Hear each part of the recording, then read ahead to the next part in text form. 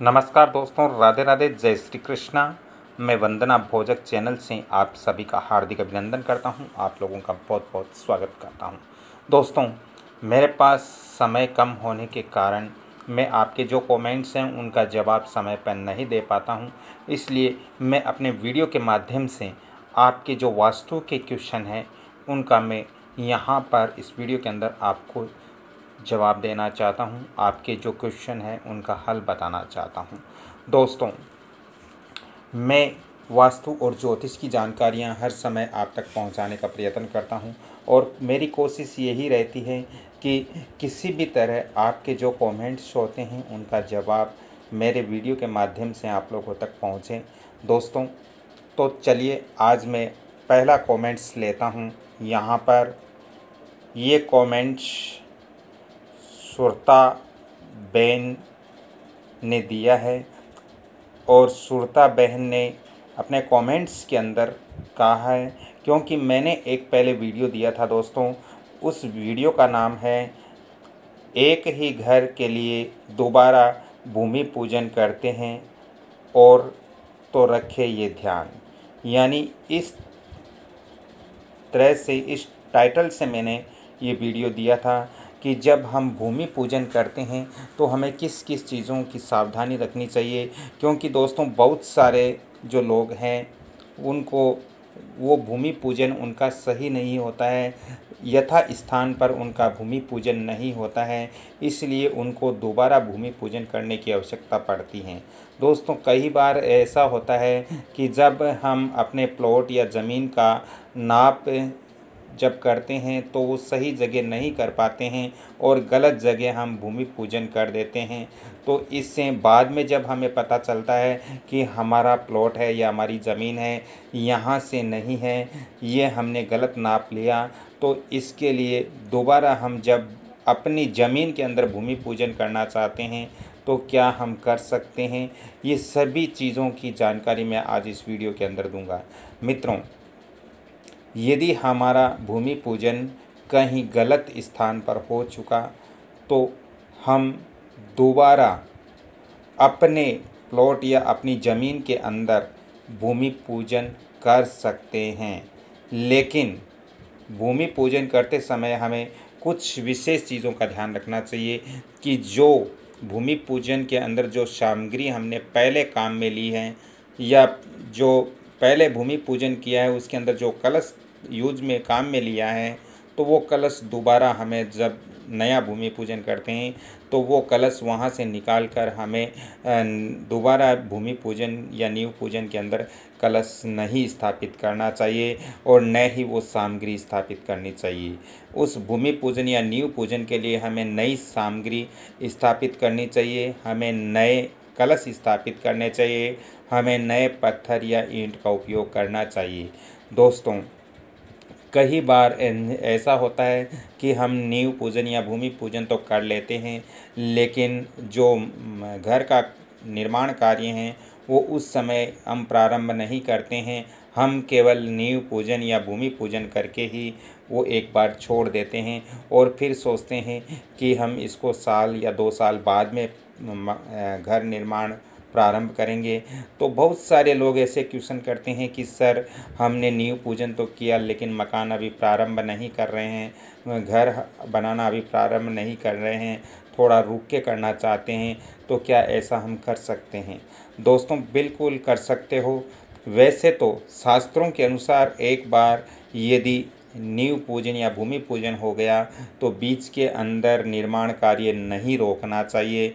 लेकिन कुछ स्थिति परिस्थिति ऐसी बन जाती है आदमी की, जैसे आर्थिक बजट उनके पास नहीं होता है या उनके अन्य कारण भी होते हैं, तो उनको एक बार अपना निर्माण कार्य रोकना पड़ता है, तो आप बिल्कुल रोक सकते हो।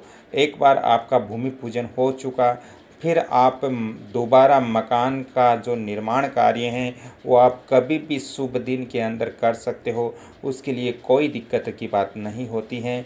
साथ ही दोस्तों, ये जो कमेंट्स आया है इसका जवाब मैं आपको देता हूँ। ये कमेंट्स दिया है सुरता बहन ने।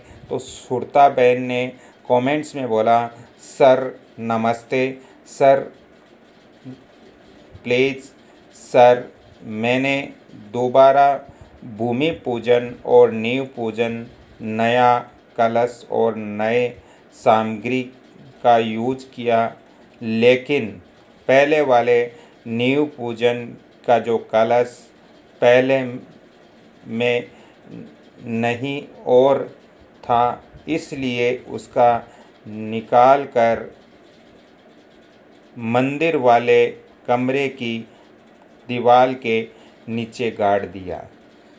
तो यहाँ पर मैं आपको बता देना चाहता हूँ, जैसे पहले भी मैंने बताया है कि हमें पुरानी सामग्री या पुराने कलश का उपयोग नहीं करना चाहिए। यदि आपने मंदिर वाली दीवार के नीचे गाड़ भी दिया है तो इसमें कोई घबराने वाली बात नहीं है, क्योंकि वैसे तो मैं हर वीडियो के अंदर आपको बताता हूँ कि पुरानी सामग्री हमें अपने वास्तु के अंदर उपयोग में नहीं लेना चाहिए। दोबारा उस सामग्री का उपयोग हमें अपने वास्तु के अंदर नहीं करना चाहिए। जब आपने कर ही लिया है तो चलो, इससे आपको वैसे कोई ज़्यादा कष्ट होने वाला नहीं है, लेकिन जहाँ तक हो सके आप लोग अपनी नींव या भूमि पूजन के लिए नई कलश या नया सामग्री का ही उपयोग करें। इसके साथ ही मित्रों, जब हम मकान का निर्माण करते हैं तो हमें ईंट, पत्थर या जो भी सामग्री हमारे मकान के अंदर लगती है वो हमें जहाँ तक हो सके कोशिश करना चाहिए बिल्कुल नया सामान ही उपयोग में लेना चाहिए, क्योंकि पुराना सामान उपयोग में लेते हैं तो पुरानी यादें उसके साथ में होती हैं, और पुरानी यदि हमारे पास पुरानी दरिद्रता है तो वो भी उस मकान में आ जाती हैं। यदि पुरानी कोई घटनाएं हैं तो वो भी उस मकान के अंदर उपस्थित हो जाती हैं। इसलिए दोस्तों, जहाँ तक हो सके पुरानी सामग्री हमें उपयोग में अपने घर बनाने में नहीं लेनी चाहिए। साथ ही दोस्तों, बहुत सारे लोग हैं जो भूमि पूजन करते हैं, नींव पूजन करते हैं, तो वो सही विधि विधान से नहीं करते हैं और उनको बाद में इससे दिक्कत होती है।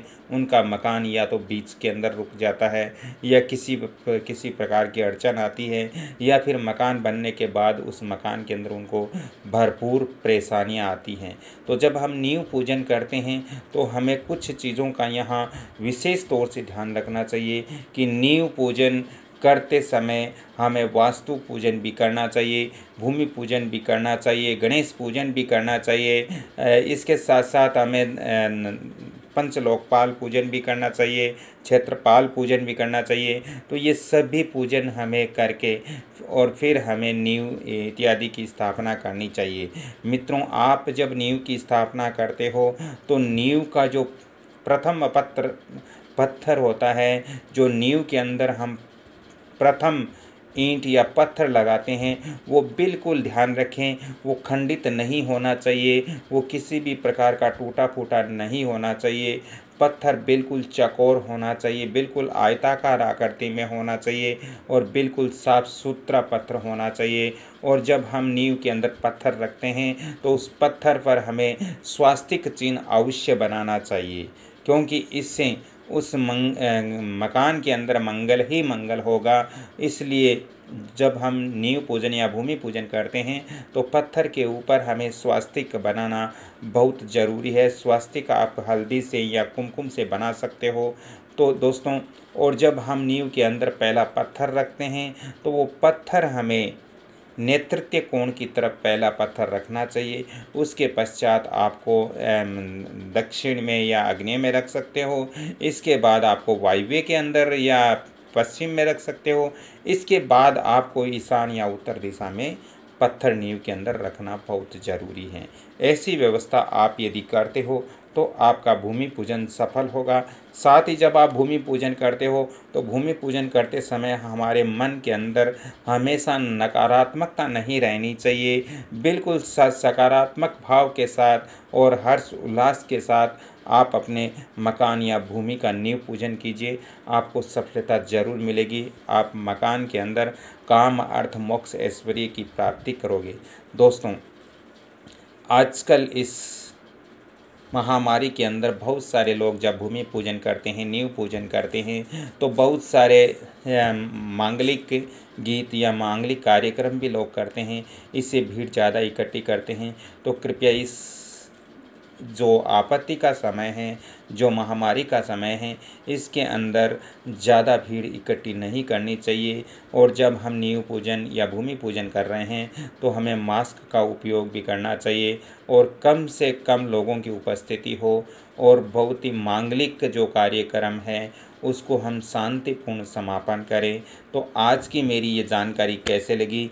यदि आपको अच्छी लगी तो कृपया आप इस वीडियो को लाइक कीजिए, शेयर कीजिए, सब्सक्राइब कीजिए और बेल आइकन घंटी के निशान पर भी क्लिक कीजिए।